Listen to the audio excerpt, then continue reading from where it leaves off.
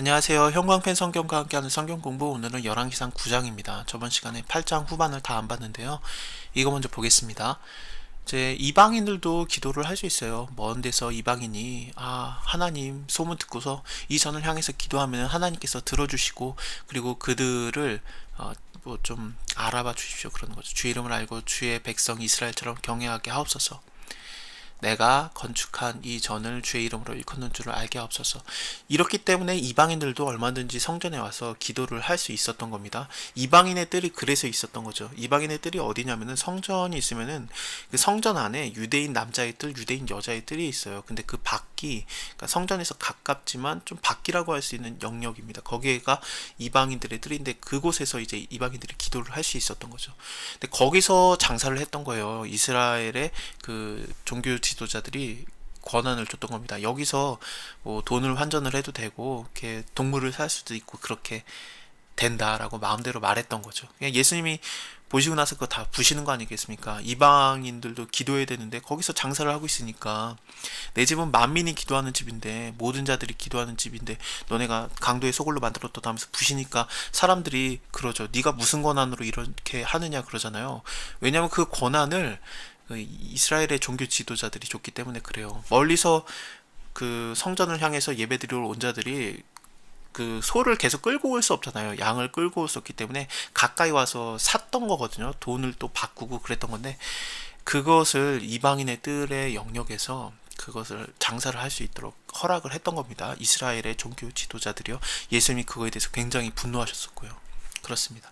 근데 지금은 안 가도 돼요. 일단은 여기 보시면은 범죄하지 않은 사람이 없으니까, 주께 범죄함으로 주님께서 진노하셔서 우리가 적국에 붙잡혀가서 거기에서 못 돌아오게 될 때 우리가 스스로 깨닫고, 우리가 하나님께 기도하자, 우리가 범죄했구나, 패역을 행하였구나, 악을 지었구나, 그래서 온 마음과 온 뜻으로 주께 돌아와서 주께서 그 열조에게 주신 땅, 이 주님의 빼신 성과 내가 주의 이름을 위해서 건축한 이 전이 있는 곳을 향해서 기도하면은 하나님 들어주시고 용서해 주시고 그 모든 허물을 사하여 주시옵소서, 불쌍히 여겨 주시옵소서. 마치 그 다니엘이 했던 것처럼 멀리 사로잡혀서 포로의 신분이었지만 예루살렘 쪽을 향해서 창문을 열고 기도하고 그랬었잖아요. 그래도 하나님 들어주십시오, 이렇게 부탁을 하는 거죠. 근데 지금은 이렇게 예루살렘을 향해서 기도하거나 예루살렘에 갈 필요가 전혀 없는 게, 하나님이 거하시면 거기가 성전이고, 하나님이 거하지 않으면 성전이 아니에요. 이 건물이 아무리 아름다워도 하나님이 거하지 않으면 성전이 아닌 거고, 모세가 만든 그 천막의 모습이라고 할지라도 그렇지만 하나님이 거기 거하시면 그게 성전인 겁니다. 근데 예수님이 몸을 입으셨기 때문에, 말씀이 육신을 입으셨기 때문에 예수님 자체가 하나님이잖아요. 그래서 그 육신 자체가 그 성전이 되는 겁니다. 우리도 또 성령 하나님을 받았지 않습니까? 그래서 너희가, 하나님이 너희 안에 거하시고 너희가 하나님의 거룩한 성전이 된 것을 알지 못하느냐, 그렇게 많이 신약에서 나오잖아요. 그래서 우리가 바로 하나님이 거하시는, 성령 하나님이 거하시는 성전이 됐기 때문에 어디서든지 기도하면은 그곳이 바로 하나님을 만나는 그 성전이고, 하나님 들어주시는 거지, 예루살렘을 향할 필요가 전혀 없는 겁니다. 갈 필요도 없고요. 우리가 바로 성전이 되는 거죠. 그래서 굉장히 이게 중요한 개념입니다. 근데 구약 시대에는 하나님의 성령이 임하는 게 그렇게 많지 않았기 때문에, 신약에서는 예수 그리스도의 죽음과 부활하심으로 성령이 막 부어진 거 아니겠습니까? 예수님이 하늘의 왕이 되신 다음에 처음으로 행하신 일이 성령을 부으신 거거든요. 그래서 그 예루살렘에서 많은 자들이 성령을 받죠. 그렇습니다. 근데 구약 때는 아직 그것이 예수님의 죽으심과 부활이 일어나지 않았기 때문에, 하나님의 모든 다 뜻이에요. 그래서 구약 때는 그 이런 성전의 개념이 있었던 겁니다. 그렇습니다. 자, 솔로몬이 무릎을 꿇고 손을 펴서 하늘 향해서 이 기도와 간구로 하나님께 아뢰기를 마치고 이제 이스라엘을 향해서 축복을 하면서 말하는데요. 근데 가장 중요한 말은, 하나님은 다 모든 것을 이루셨다. 그 종 모세를 빙자해서 무릇 허하신 그 선한 말씀이 하나도 이루어지지 않음이 없도다. 하나님 말씀하신 거 반드시 이루시는 하나님이고, 또 관계가 중요하지 않습니까? 주여 우리를 떠나지 마옵소서, 버리지 마옵소서, 이런 것들을 또 말하고요. 우리가 해야 될 건 뭐냐? 하나님 원하는 것이 무엇이냐면은 열조에게 명하신 계명과 법도와 율례를 지켜 행하게 하기를 원하는 것이니까, 우리는 어떻게 되느냐? 주야로 우리 하나님과 가까이 있게 하옵시고, 그리고 또 하나님의 계명을 지켜라, 이것이 가장 중요한 거죠.